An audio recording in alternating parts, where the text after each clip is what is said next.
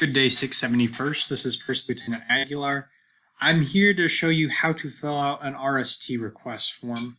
So first off, we'll start with the logistics of RST request forms. Basically, what are they? When do you use them? When are they expected by? How do you use them? How does the chain of command work? Chain of command is going to change over time as you have different platoon leaders, but the general principles of what is it, when is it roughly due is going to roughly remain the same. Okay. So first off, what is an RST request form? RST, I'm actually not going to lie, I don't know what RST stands for, but basically what does RST mean? It means that you're unable to come to drill for some sort of reason, and you will be making up that drill for some other, or during some other time in the future, or prior to drill because you have knowledge that you're going to be missing drill for a foreseen reason. So yeah, long story short, you put in RST forms when you can't make a drill, you can't show up to a drill, but you're able to, and you're giving dates that you're able to help out to make up for that drill. So RST requests still need to be approved by the commander and your chain of commander leadership. So usually that's going to be your section leader, platoon sergeant, platoon leader, and then the company commander.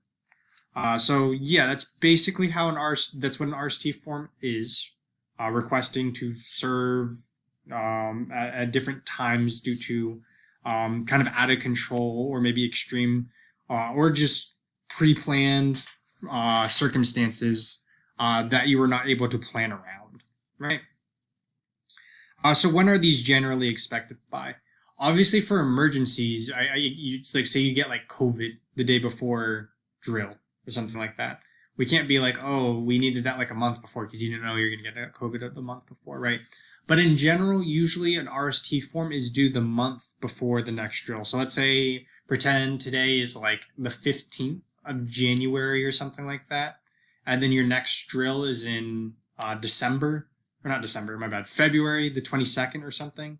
So your RST form for February would be due on January 22nd to whatever your leadership structure is. Usually that's going to be your section leader, unless people change it after me or whatever, right? So that is essentially when it is due, about a month before. However, if there's like a drill where it's like condensed, say there's like a drill where it's like January 26th is your drill, and then your next drill is like February 13th, basically that form for your RST request in February would be due on January 27th, the day after the drill before, if it's no longer than a month. That's kind of confusing, just like send me an email. Sorry if that's confusing. Okay, so how do you actually fill out these forms? First off, you just fill out the basic information at the top, pretty simple. Whoever the company commander is at this point that this video is being made, it's Captain Brixey, first name right there, 671st Engineer Company.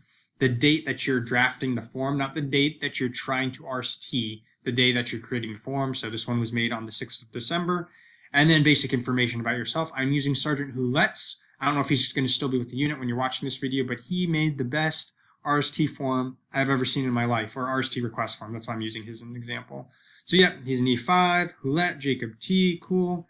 UIC, that's like your unit something, basically your unit identifier or something like that. This is our unit identifier, WTB AA1 section, second bridge, okay? In the 7 box right here, I don't know if you can see my mouse, you are putting the days that you are RSTing from. So basically the days that you're RSTing are the BA days. So for example, for this, it was the 6th and 7th in which Sergeant Houlette was not able to make it for reasons we'll get into, okay? And then he also put his dates that he's available to RST below. And we'll see why he chose those dates in a bit. But yeah, there's that. And then for these boxes, you put both in these boxes if you're missing the whole day, both times, right?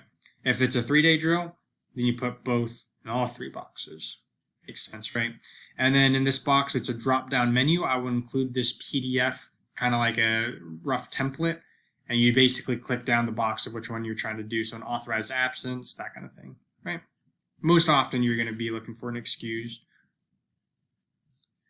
Now to 10. This is the box which makes Sergeant Houlette's like a good one.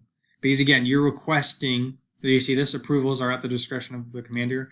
You're requesting RST. So you kind of have to state your case as to why you like are asking to get out of this drill and make up at a later date or make up at a date before that drill.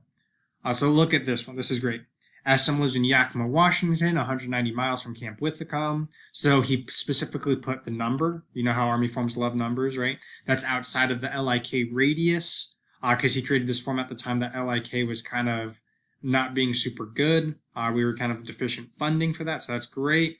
So that's kind of making the commander know, oh, wow, that guy was out of LIK radius. Okay, cool. So that seems like he had to find some sort of other option because he was at a home station VA. That sucks. Road conditions will likely be unsafe for travel such distance in January. Very true, right? Very common for road conditions to be kind of shitty in the drive from Yakima to Camp Withicum in January. Cool. He's further painting the picture.